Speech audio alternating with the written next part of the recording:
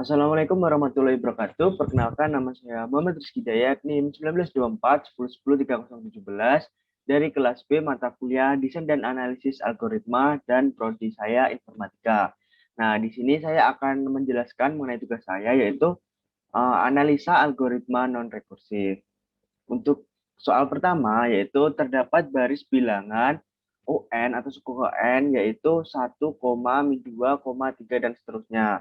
Untuk soal A, buatlah fungsi iteratif untuk menghitung UN atau suku UN.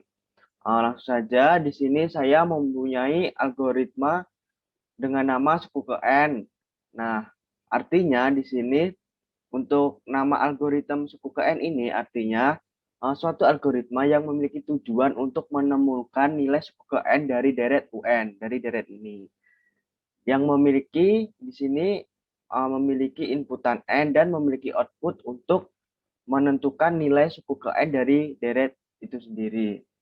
Nah, untuk pseudocode-nya di sini ada hasil yang dimulai dari 0 dan terdapat perulangan atau for i dari 1 hingga n, maka jika i itu modulus 2 sama dengan 0, maka hasilnya adalah i dikalikan min 1.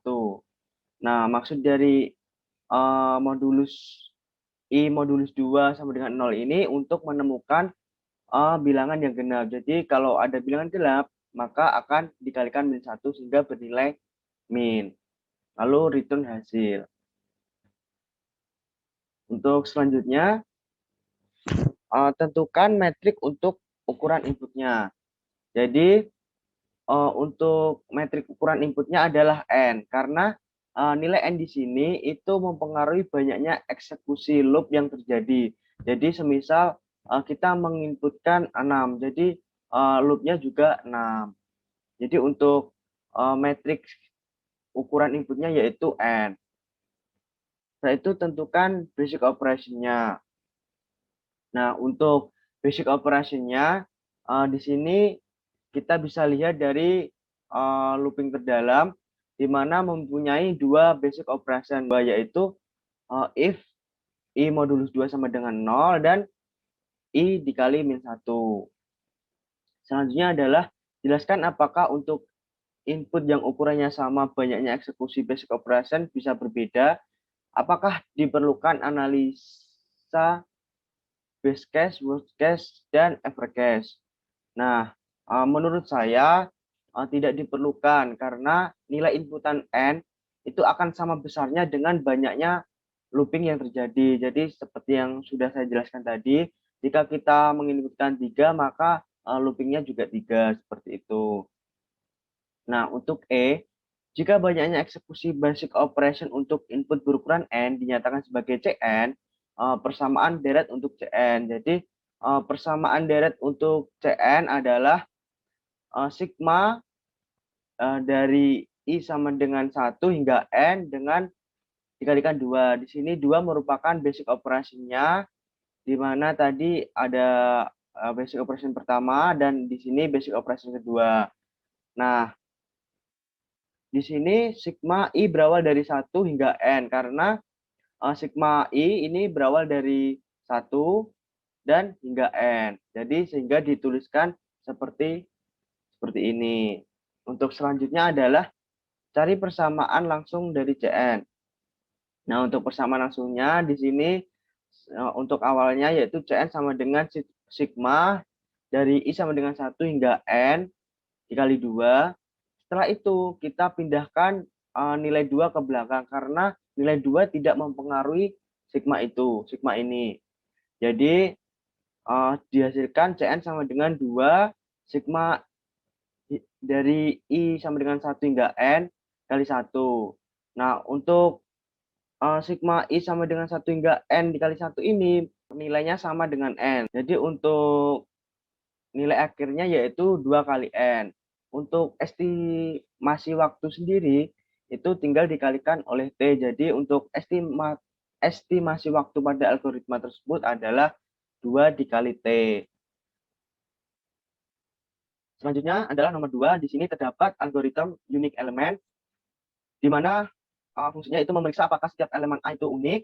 untuk inputannya yaitu array, outputnya mengembalikan true jika setiap elemen A unik dan false atau bernilai false jika terdapat beberapa elemen yang nilainya sama. Jadi di sini terdapat perulangan looping I atau for I dari 0 hingga n-2, maka akan terjadi adalah terdapat perulangan lagi for j hingga i plus 1, for j i plus 1 hingga n-1, maka jika array dari A indeks I itu sama dengan array dari A indeks J, maka bernilai false. Jika berbeda, maka bernilai true. Jadi untuk metrik ukuran inputnya di sini, untuk inputan pada algoritma tersebut adalah array A. Untuk inputannya array A. Namun untuk ukuran metriknya, untuk ukuran metrik inputnya itu adalah N. Karena apa? Karena semakin tinggi nilai N, maka semakin banyak looping yang terjadi. Seperti itu. Untuk selanjutnya adalah tentukan basic operasinya. Sama seperti tadi, untuk basic operasinya itu kita bisa menentukan dengan cara mengambil salah satu contoh operasi pada loop terdalam, yaitu loop J. Jadi misalnya kita contoh operasinya yaitu J sama dengan I plus 1. Nah, jika loop J itu dijalankan satu kali, maka basic operasinya akan dijalankan satu kali juga. Jadi sehingga untuk basic operasinya adalah J sama dengan I plus 1. Seperti itu. Selanjutnya adalah jelaskan apakah untuk input yang ukurannya sama banyaknya eksekusi basic operation bisa berbeda. Apakah diperlukan analisa base case, worst case, dan average case. Nah, di sini menurut saya itu diperlukan karena banyaknya loop itu tidak ditentukan oleh banyaknya n-array. Jadi diperlukan.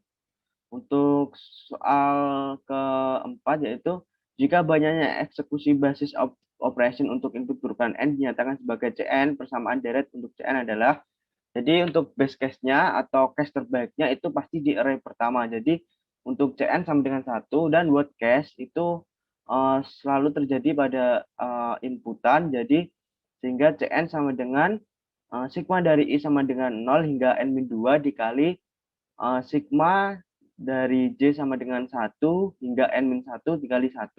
Nah, kenapa di sini terdapat 2 sigma? Karena di dalam pseudocode algoritma unique element ini memiliki 2 perulangan. Jadi untuk perulangan pertama itu memiliki nilai awal 0 hingga N-2 dan untuk perulangan kedua memiliki nilai awal I plus 1 hingga N-1. Selanjutnya untuk average case kita harus membuat tabel terlebih dahulu, di mana di dalam tabel ini ditemukan ada elemen yang sama. Jadi untuk I sama dengan N-1, J sama dengan N, lalu untuk banyaknya eksekusi basic operation itu sesuai dengan elemennya. Semisal J sama dengan 1, maka basic eksekusi operasinya adalah 1. Jika J sama dengan 2, maka basic operasinya adalah 2. Untuk probabilitas terjadi itu 1 dibagi N kuadrat min N. Nah, N kuadrat min N ini didapat dari I dikali J, jadi N-1 dikali N. Untuk kontribusi pada Cn-nya, ini sesuai dari elemennya, jadi apabila 1, maka 1 dikalikan 1 per N kuadrat min N, dan seterusnya. Untuk nilai N juga seperti ini. Sehingga didapat nilai Cn sama dengan sigma dari I sama dengan 0 hingga N kuadrat min N, atau batas akhirnya ini, itu dikalikan I dikalikan 1 per N kuadrat min N. Nah, untuk persamaan langsungnya, untuk base case-nya yaitu sama 1, untuk worst case-nya, jadi di sini untuk Cn seperti tadi, untuk awalan yaitu sigma dari I sama dengan 0 hingga N-2 dikalikan sigma dari J sama dengan 1 hingga N-1 kalikan 1. Nah, begitu seterusnya hingga kita mendapatkan nilai yaitu Cn sama dengan N kuadrat min 2N plus 1. Untuk average case-nya di sini sama seperti ini untuk pertama, yaitu Cn sama dengan sigma dari I sama dengan 0 hingga N kuadrat min N dikalikan I dikalikan 1 per N kuadrat min N. Nah, setelah itu kita lanjutkan untuk Cn sama dengan 1 per N kuadrat min N. Kita taruh belakang karena tidak mempengaruhi sigmanya untuk I sama, untuk 1 per N kuadrat min N, sehingga kita mencari nilai I.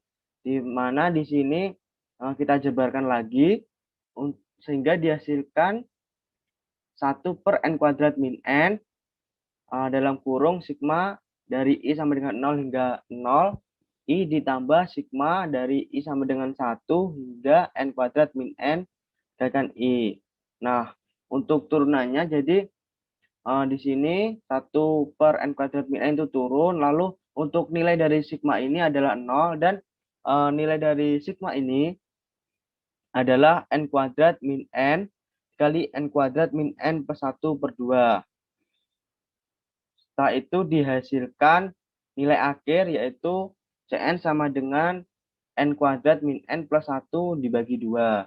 Untuk estimasi waktunya, untuk base case-nya karena tadi 1 kali T sama dengan T, jadi untuk base case-nya yaitu T dalam satuan waktu, untuk worst case-nya yaitu n kuadrat min 2n plus 1 dikali T, dan average case-nya yaitu n kuadrat min n plus 1 dibagi 2 dikalikan T. Untuk selanjutnya adalah nomor 3, di mana di sini terdapat suatu metrik 2 dimensi yang akan dicek apakah memiliki elemen di mana array dari A indeks I, J sama dengan array dari A indeks J, I. Untuk yang pertama, buatlah fungsi iteratif untuk mengecek kondisi tersebut. Jadi untuk membuat fungsi iteratifnya di sini saya menggunakan nama algoritma yaitu metrik 2 dimensi.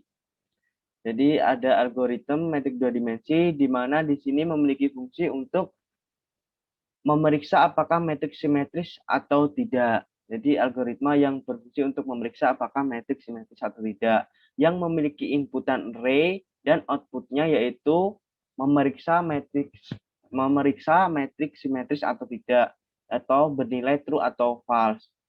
Jadi di sini pertama yaitu terdapat sebuah perulangan dari 0 hingga n-2, maka akan terdapat perulangan lagi. Jadi for J sama dengan I plus 1 hingga n-1, maka jika array dari A indeks I, J itu tidak sama dengan array dari A indeks J, I, maka akan bernilai false. Namun jika benar, maka akan bernilai true. Selanjutnya adalah tentukan metrik untuk ukuran inputnya. Jadi untuk inputannya yaitu array A yang mulai dari 0 hingga n-1. Nah, di sini namun untuk metrik ukuran inputnya itu bukan array, tetapi adalah n. Karena apa? Karena semakin besar n, maka eksekusi looping juga semakin bertambah. Sehingga n itu merupakan metrik ukuran inputnya. Selanjutnya adalah tentukan basic operasinya. Jadi untuk menentukan basic operasinya, sama seperti tadi, untuk menentukan basic operasinya kita bisa mengambil salah satu operasi pada loop terdalam atau J yang selalu dijalankan jika masuk loop. Nah, jadi untuk loop terdalam yaitu ini for J. Jadi kita ambil contoh J sama dengan I plus 1. Nah, jadi setiap loop yang dieksekusi, maka basic operasinya dieksekusi sebanyak 1 kali juga. Seperti itu. Jadi untuk basic operasinya adalah kita ambil dari loop terdalam. Jelaskan apakah untuk input yang ukurannya sama banyak eksekusi basic operation bisa berbeda. Apakah diperlukan analisa base case, worst case, dan average case? Menurut saya itu tidak perlu untuk menganalisa base case, worst case, dan average case karena nilai ukuran metrik n itu mempengaruhi banyaknya loop yang terjadi. Untuk selanjutnya adalah jika banyak eksekusi basic operation untuk input berukuran n dinyatakan sebagai Cn, maka buatlah persamaan deret untuk Cn. Jadi untuk Cn di sini Cn sama dengan sigma dari I sama dengan 0 hingga n-2 dikali sigma dari J sama dengan 1 hingga n-1 kali 1. Nah, di sini mengapa terdapat 2 sigma? Karena di sini juga terdapat 2 perulangan, di mana untuk perulangan pertama yaitu for I ini, dan perulangan kedua yaitu for J. Di mana untuk batasannya di sini dimulai dari 0 hingga n-2, dan di sini dimulai dari 1 hingga n-1, sehingga dituliskan sigma seperti ini. Untuk persamaan langsungnya, di mana di sini dimulai dari awalan tadi hingga akhirnya bernilai yaitu Cn sama dengan n kuadrat min 2n plus 1. Jadi untuk persamaan langsungnya adalah n kuadrat min 2n plus 1. Dan untuk estimasi waktunya tinggal dikalikan T, jadi n kuadrat min 2n plus 1 dikalikan T. Mungkin itu saja dari saya, kurang lebihnya saya mohon maaf apabila ada hidayah. Assalamualaikum warahmatullahi wabarakatuh.